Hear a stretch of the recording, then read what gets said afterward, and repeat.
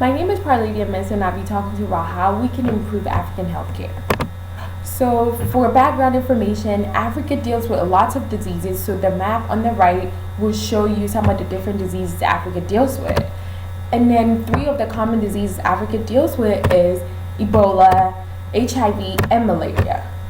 So, an overview of how many people died with all these diseases. So the diagram here shows you the different numbers of how many people died. Ebola is really small because it wasn't really big in Africa a long time ago to recently when it started affecting the western part.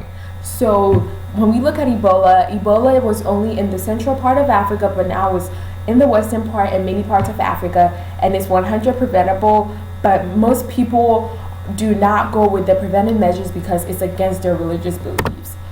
So if we look at this map shows the different years and the different parts Ebola has affected. So when we look at malaria is transmitted through mosquitoes, and mosquitoes are really common in Africa because they deal with a lot of sanitation and hygiene purposes. Malaria likes to be in areas where they have poor sanitation and hygiene. So this is a map that shows the different parts of Africa again, how they're dealing with malaria. And in HIV is really big in Africa because most of the people are not educated on how they can prevent themselves from getting HIV. So most people do get HIV in Africa. So again, this is a map that shows you the age range of people that are getting HIV in Africa. So parts of the African system that are in danger is that they're hurting economically and educationally. So for instance, they're lacking the training for healthcare professionals, and they lack the funds to supply equipment and needs for healthcare facilities in Africa.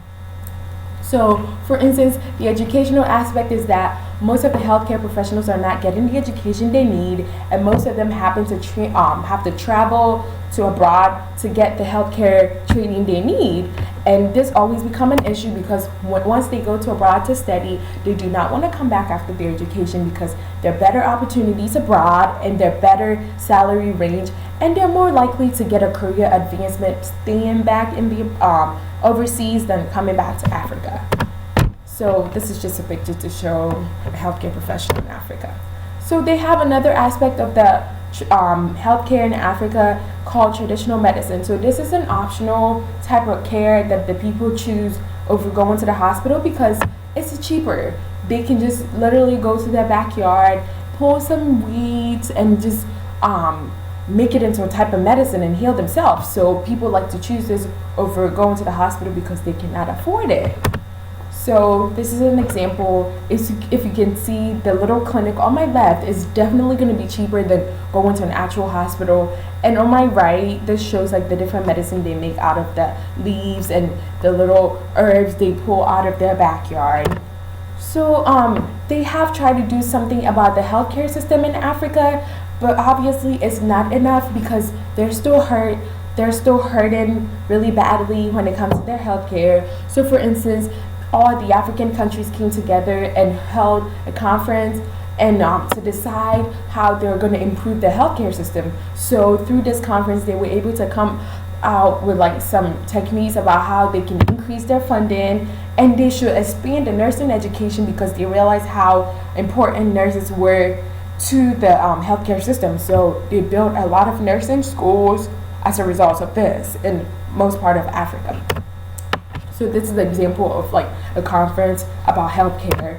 So some possible cause of solutions that can improve the healthcare system in Africa. For example, the key solution should be them increasing the funding because money always seems to be the issue for most African countries when it comes to healthcare, and providing the necessary supplies and qualified people to educate the other people on how to use these supplies.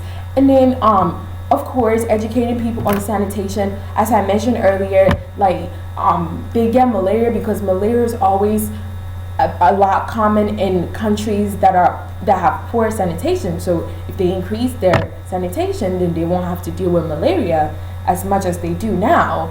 And then they need to put a higher percentage of their budget to the healthcare because healthcare is like really important. So they need to realize how important and put a lot of the healthcare towards it.